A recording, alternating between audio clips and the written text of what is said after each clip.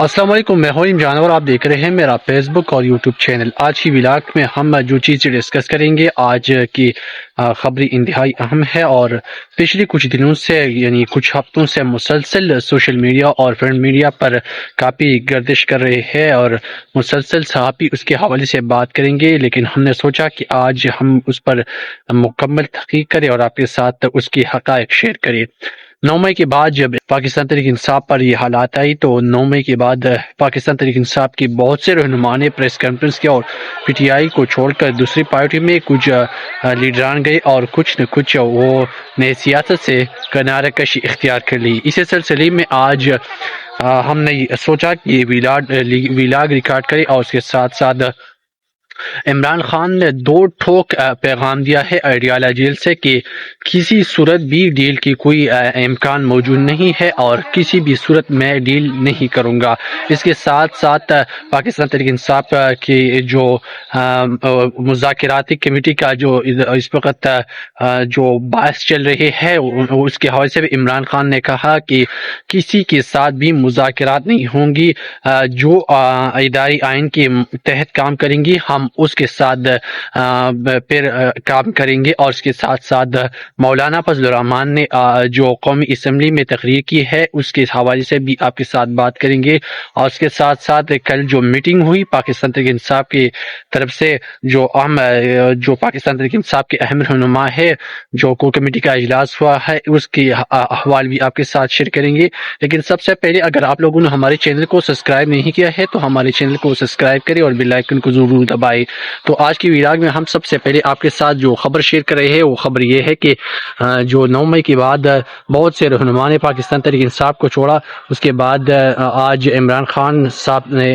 باقاعدے کے ساتھ اس کے حوالے سے بھی دو ٹھوک اعلان کر لیا گیا ہے اور پاکستان تحریک انصاف کی طرف سے جو کور کمیٹی کا اجلاس ہوا اس میں بھی بہت سے فیصلے کر لی گئی ہے۔ آپ کے ساتھ تو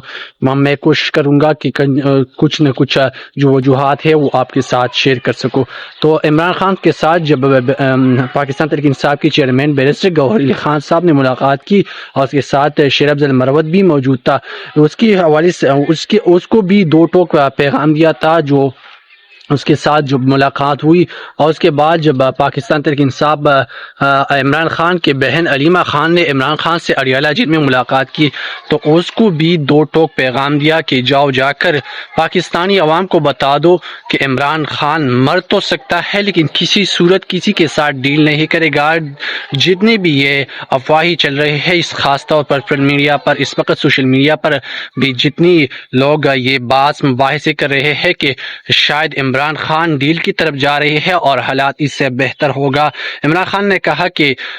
علیمہ خان سے اس نے جب اڈیالہ جیل میں ملاقات کی تو اپنی بہن کو واضح شگاف الفاظ میں بتایا اور خاص طور پر پاکستان تحریک انصاف کی چیئرمین بیرسٹر گوہر علی خان کو بھی یہ واضح پیغام دیا ہے کہ عمران خان مر سکتا ہے لیکن ڈیل کبھی نہیں کرے گا، اور کیونکہ وہ پاکستانی عوام کے بارے میں سوچتا ہے اور جب بھی کوئی ادارہ آئین کے تحت کام کرے گا اور جب بھی پاکستان کی بقا اور پر کوئی بات آئیں گے تو ہم سب سے پہلے اس میں پیش ہوں گے۔ اس کے بعد جب 9 مئی ہوئی تو اس کے جو 9 مئی کے بعد جب پاکستان تحریک انصاف کے بہت سے رہنما نے پریس کانفرنس کی اور پی ٹی آئی چھوڑ کر دوسری پی ٹی آئی میں کچھ رہنما گئی اور ساتھ ہی جو بہت سی رہنما نے سیاست سے کنارہ کشی اختیار کر لی گئی، تو آج جب حالات تھوڑی سی بہتری آئی ہے اس وقت،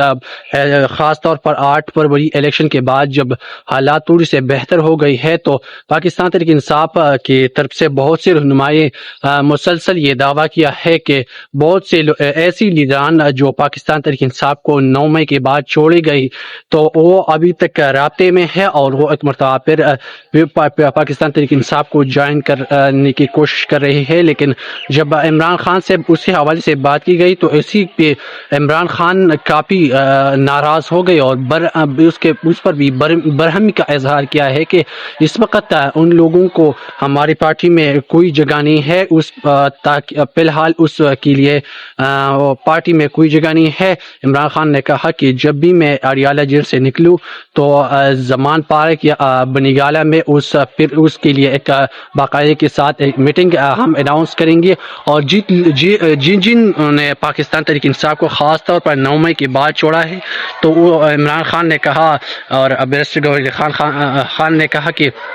عمران خان صاحب چاہتے ہیں کہ اس کا میں انٹرویو کروں گا اور اس کی جو مسئلے مسائل ہے اس کو میں دیکھتی ہی پھر پاکستان تحریک انصاف میں ان کو شمولیت کی اختیار پھر سے دوں گا۔ تو یہ مسئلے مسائل چل رہے تھے، تو پھر جو بیرسٹر گوہر خان نے کہا ہے کہ اس نے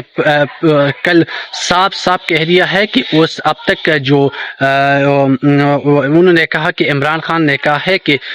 جب تک میں جیل میں ہوں تو اس پر بات نہیں کرنا، اور جب میں جیل سے واپس آؤں گا تو پھر اس سلسلے میں بات کریں گے۔ اس کے ساتھ ساتھ فواد چودھری جو ہے نا، وہ کچھ دن سے مسلسل سوشل میڈیا پر یہ خبریں چل رہی ہے کہ شاید وہ بہت جلد ہی اڈیالہ جیل میں عمران خان سے ملاقات کریں گے اور وہ باقاعدگی کے ساتھ پی ٹی آئی جوائن کر سکیں گے، لیکن اس میں حقیقت ہے یا نہیں ہے تو اس پر ہم